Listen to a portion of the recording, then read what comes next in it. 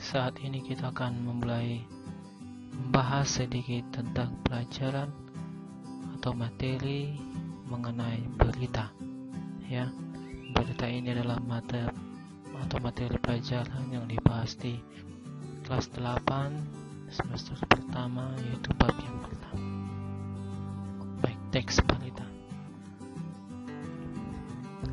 Jadi pada pertemuan ini kita akan membahas tentang pengertian, unsur-unsur, struktur dan pola dan kaidah kebahasaan daripada berita. Tapi pada saat ini kita akan membahas sampai pada struktur dan pola. Kaidah kebahasaan kita akan bahas pada pertemuan berikutnya. Baik, apa itu pengertian teks berita? Teks berita adalah teks yang berisi informasi atau kejadian penting yang telah atau sedang terjadi yang disajikan melalui media cetak, baik itu koran dan majalah maupun elektronik seperti televisi, radio, internet. Ya, kita menyadari pada saat ini ada banyak sumber informasi tentang berita yang kita bisa dapatkan. Ya, jadi bukan hanya dari televisi aja, tapi dari radio juga, internet, bahkan di tangan kita melalui HP kita bisa memperoleh informasi atau berita dengan cepat. Baik, fungsi berita ini, ya sebelum kita jauh melangkah membahas tentang berita, fungsi berita ini sangat penting ya bagi kita untuk mengetahui apa itu yang terjadi di sekitar kita, bahkan di luar negeri, bahkan di seluruh belahan dunia. Kita bisa memperoleh informasi melalui berita yang disajikan. Kita juga bisa memberikan berita yang baik, atau kita bisa memberikan berita yang sedang apa terjadi di lingkungan kita atau di sekitar kita, ataupun apa yang kita lihat. Jadi bagaimana cara menuliskan berita atau cara-cara untuk menyampaikan berita, kita akan pelajari pada saat ini. Pengertian berita sudah kita bahas tadi adalah informasi atau kejadian penting yang telah atau sedang terjadi, ya. Telah terjadi, dan bisa juga kita informasikan yang sedang terjadi. Contohnya yang sedang terjadi pada saat ini bisa contohnya demo, bisa juga bencana alam, dan bisa juga kegiatan atau event-event penting yang bisa dibuat dalam berita. Baik, ciri-ciri berita sebagai berikut. Yang pertama, faktual atau sesuai fakta. Maksudnya adalah berita harus sesuai fakta yang ada dan bukan opini penulis, serta tidak ada rekayasa. Fakta-fakta ini dapat diambil dari hasil wawancara kepada narasumber. Jadi berita itu tidak boleh hoax, karena hoax itu akan menyesatkan banyak orang, ya. Jadi kita harus membuat berita itu secara faktual atau sesuai fakta. Dari mana kita tahu itu fakta? Melalui wawancara dengan narasumber yang melihat langsung kejadian atau yang terlibat langsung dalam kejadian itu. Baik, yang kedua adalah aktual atau terbaru. Maksudnya di sini berita melaporkan atau berita yang kita berikan itu sesuatu peristiwa atau kejadian yang baru terjadi atau yang sedang terjadi. Artinya di sini berita yang kita sampaikan itu benar-benar terjadi atau baru saja terjadi, ya. Jangan diberitakan berita yang sudah 10 tahun yang lalu. Ya, harus aktual atau terupdate, terbaru berita yang kita sampaikan. Yang ketiga, memberikan keterangan waktu dan tempat yang jelas. Artinya di sini memberikan informasi yang jelas tentang berita yang kita sampaikan, supaya orang yang mendengarkan atau menyimak berita yang kita sampaikan itu tidak bingung di mana ini kejadiannya, dan kita bisa langsung menyampaikan tempat dan juga informasi yang jelas tentang lokasi atau kejadian suatu peristiwa. Yang kelima, menggunakan bahasa yang jelas dan baku, ya. Dalam menyampaikan berita kita harus menggunakan bahasa Indonesia yang benar, ejaan yang benar, bahasa yang baku, juga menggunakan bahasa yang jelas, tidak membingungkan orang lain atau tidak membingungkan pendengarnya. Bersifat objektif atau apa adanya, ya. Jangan kita menambah-nambah isi berita melalui opini kita sendiri, supaya contohnya berita ini lebih bagus, kita menambahkan itu salah, ya. Jadi berita itu harus kita sampaikan seperti apa sebenarnya yang ada, seperti apa adanya, atau apa sebenarnya yang terjadi. terjadi. Yang keenam, kronologis atau runtunan peristiwa disajikan secara runtun, seperti penyampaian berita atau peristiwa suatu kejadian. Kita bisa menjelaskan kronologinya mulai dari awal, step by step, untuk kita sampaikan kepada pendengar supaya pendengar dapat memahami atau alur cerita atau alur peristiwa yang kita sampaikan. Selanjutnya, unsur-unsur berita. Berita memiliki beberapa unsur, yaitu apa, di mana, kapan, siapa, mengapa, dan bagaimana, atau disingkat dengan adjektiva, ya. Atau dalam bahasa Inggrisnya ada what, when, where, why, how, dan who, atau di dalam bahasa Inggris dibuat 5W tambah 1H. Baik, kita lihat penjelasannya seperti ini. What atau apa, ya, unsur berita yang berisi yang disampaikan dalam berita. Contohnya berita tentang bencana alam. Artinya what ini kita harus tahu, kita sampaikan tentang apa berita yang kita sampaikan, supaya orang pendengarnya bisa mengetahui berita itu isinya apa. Contohnya peristiwa apa yang sedang terjadi, ya, menjelang Idul Fitri atau bencana alam. Dan yang kedua ada di sini di mana atau where. Unsur where ini berisi tempat kejadian. Contohnya, di mana peristiwa terjadi, bisa kita buat misalnya kalau mulai itu dilaksanakan di Gelora Bung Karno. Artinya sudah jelas Gelora Bung Karno itu kita sudah tahu di mana tempatnya. Ya, dan when, kapan.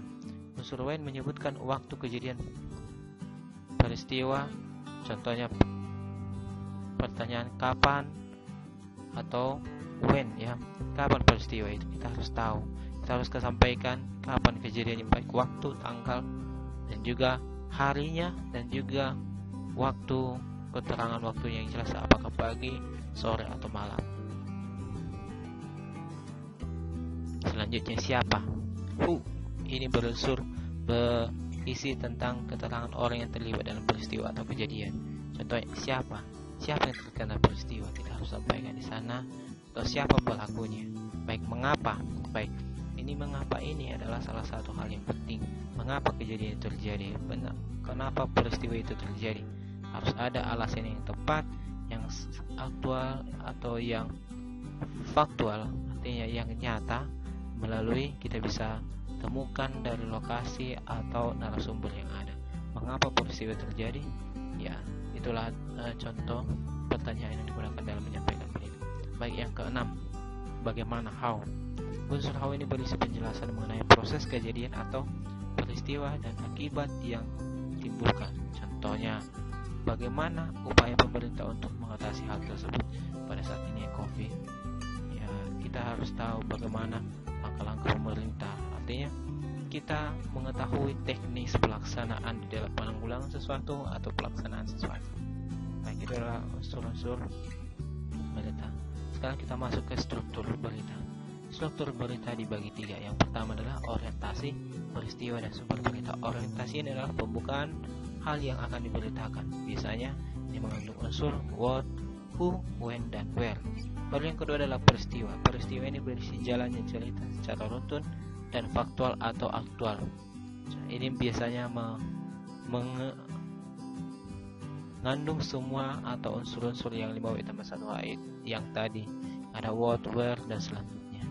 Sumber berita. Sumber berita adalah referensi atau rujukan dari sumber atau narasumber yang ada.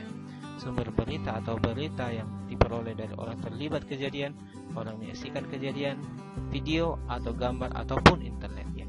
Sumber berita ini kita harus tahu, ya, dan kita tuliskan atau kita sebutkan sumbernya dari mana supaya orang tidak bertanya-tanya, ya. Kalau contohnya kita memperoleh sumber beritanya dari manusia, kita sebutkan namanya atau inisialnya, atau dari internet disebutkan halaman websitenya. Selanjutnya, pola penulisan berita. Pola penulisan berita ini bisa menggunakan pola piramida terbalik, ya. Kita lihat di gambar ini, piramida terbalik ini ada yang pertama itu adalah lead, baru yang kedua neck, baru yang ketiga body, yang keempat adalah body. Kenapa di sini body yang keempat ini kecil? Karena itu hanya tambahan atau lanjutan yang bisa dibuat, dilampirkan atau tidak. Baik, penjelasannya. Yang pertama adalah lead atau prioritas utama yang penting. bagian ini adalah hal yang paling penting. Ini merupakan puncaknya, karena bagian ini, pada bagian ini mengandung 5W tambah 1H ya. Di sini puncak daripada beritanya. Yang selanjutnya, next, ini sangat penting. Bagian kedua adalah bagian ini yang urutan yang sangat penting. Bagian ini umumnya merupakan peralihan alur atau penyambungan alur dari berita yang ada pada bagian lain yang dilanjutkan pada gagasan-gagasan. Pada bagian ini berita ini sangat penting ya. Pada bagian ini sangat dipentingkan karena peralihan atau penyambungan dari lead berita ke bagian berita yang selanjutnya. Body ini penting juga ya. Body ini adalah merupakan penjabaran dari gagasan berita ya, termasuk dalam lead dan neck. Jadi penjabaran pada bagian pertama dan kedua tadi di sini bisa dijabarkan. Penjabaran ini merupakan jawaban why dan mengapa atau how ya. Jadi penjabaran contohnya satu peristiwa yang contohnya pembunuhan, kenapa itu dilakukan, disinilah bagian jawabannya. Nah disinilah jawaban atau penjelasan kenapa itu dilakukan, kenapa peristiwa terjadi. Selanjutnya yang keempat atau body lanjutan. Ini kenapa dibuat kurang penting, karena bisa disampaikan juga, bisa diambilkan. Bagian ini mencantumkan berbagai data yang tidak terlalu penting ditempatkan, misalnya daftar nama-nama orang yang kecelakaan atau hal-hal yang lain bisa dihilangkan oleh editor atau bisa ya, sebelum kita sampaikan beritanya, karena ini tidak terlalu penting. Karena apa? Karena data-data ini sebenarnya sudah disampaikan di lead dan juga di neck ya. Jadi ini tidak terlalu penting di dalam bagian berita. Baik, di sini adalah salah satu contoh berita. Ada di sini adalah berita, contohnya adalah kecelakaan yang mempunyai judul remblong sebuah mobil mewah menabrak pembatas jalan. Di sini yang menjadi orientasinya adalah telah terjadi sebuah kecelakaan hebat kemarin malam di jalan tol Cipali pada tanggal 4 Maret 2015. Sebuah mobil mewah ini dikemudikan oleh seorang anak muda yang bernama Agus yang mengemudikan mobil ini dengan kecepatan di atas 120 km/jam. Mobil bernomor polisi B3641AH itu nabrak sebuah pembatas jalan sebab mengalami remblong pada mobilnya. Mobil Ferrari berwarna merah itu untungnya tidak berbuat kecelakaan hebat karena pada saat itu tol Cipali terlihat macet dari arah sebaliknya. Untungnya dalam kejadian ini tidak ada korban jiwa, hanya saya sang pengemudi mengalami luka berat dan kini masih dirawat di rumah sakit terdekat. Baik, dari cerita di atas ini, di orientasi atau alinea pertama kita bisa melihat di situ unsur 5W tambah 1H yang dimana what itu adalah merupakan judulnya, apa sebenarnya isi berita ini, yaitu sebuah kecelakaan mobil mewah, dan juga where-nya atau di mana tempatnya, ada di situ dibuat tol Cipali, dan when kapan ya, kapan kejadiannya, dan dikatakan di sini who, siapa yang mengakibatkan kecelakaan ini. Lalu dikatakan why, kenapa terjadi kecelakaan ini, karena remblong. Lalu dikatakan di sini who tadi itu adalah siapa yang melakukan kecelakaan adalah yang bernama Agus. Dan dikatakan di sini bagaimana kejadiannya. Kejadiannya karena pengemudi mengendarai mobilnya di atas kecepatan 120 km/jam.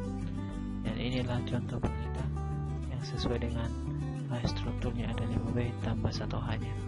Di sini kita bisa lihat data yang dikumpulkan di sini, ada beberapa data, yaitu tidak ada korban jiwa tetapi seperti mengalami luka.